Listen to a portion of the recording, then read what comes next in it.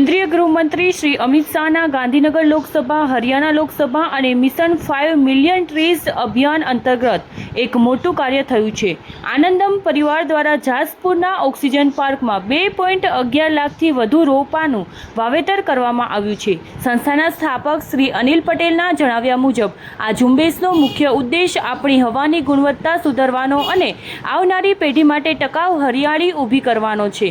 આનંદમ પરિવારે માત્ર જાસપુરમાં જ નહીં પણ લાપકામણ અને દાંતાલીમાં પણ ઓક્સિજન પાર્ક બનાવ્યા છે. તેમજ તાજેતરમાં વડસર ખાતે 21 એકરમાં ફેલાયેલું જેડવા તળાવ પણ પર્યાવરણ માટે પુનઃજીવિત કર્યું છે.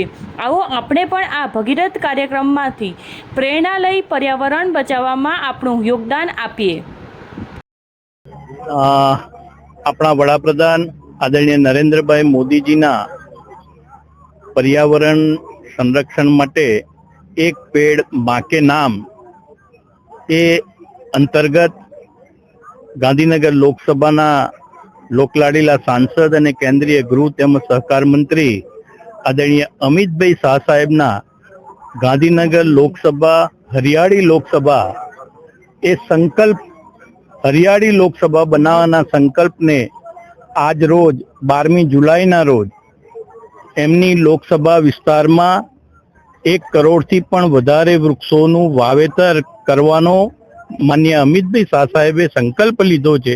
એ સંકલ્પના અનુસંધાને આજ રોજ અમે અહીંયા લપકામણ ખાતે આનંદમ ગ્રુપના સહયોગથી આ જગ્યા ઉપર 1,11,000થી પણ વધારે વૃક્ષોનું અમે અહીંયા વાવેતર કર્યું છે.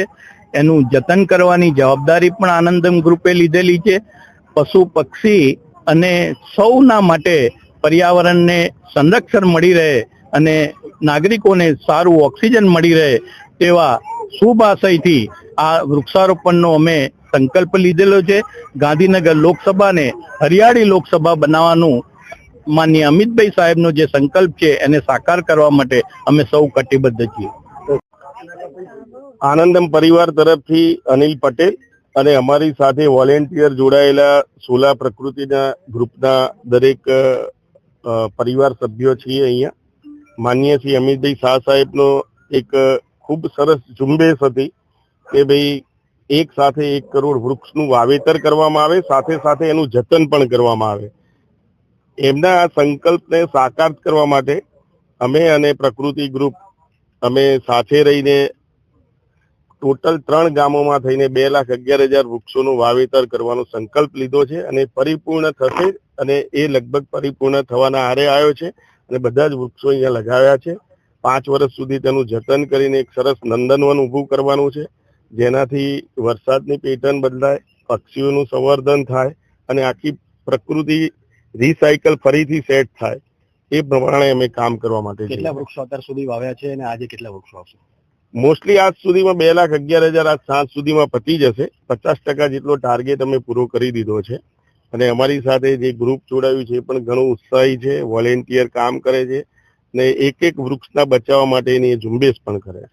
સર, ગામડા તો નેચરલ બ્યુટી છે, તો આપણે એવું નથી લાગતું શહેરમાં વૃક્ષારોપણ વધુ કરવું જોઈએ? શહેરમાં પણ જેટલી બી સરકારી જગ્યાઓ હતી, સ્કૂલો છે, જે વસ્તુ છે ત્યાં બધે જ આ કાર્યક્રમ ગોઠવાયો છે અને ત્યાં પણ વૃક્ષારોપણની જાગૃતિ થાય એ માટે માનનીય અમિતભાઈ શાહ સાહેબે લાસ્ટ 28 તારીખે જ્યારે સવારે મીટિંગ કરી હતી ત્યારે બધા જ IAS ઓફિસર, કેબિનેટ મંત્રીઓને એમને કહ્યું હતું કે ભાઈ મેક્સિમમ વૃક્ષનું વાવેતર થાય અને આ જે અસહ્ય ગરમી પડે છે એમાં ઘટાડો થાય એ માટે થઈને આખી ઝુંબેશ એમને ઉપાડી છે.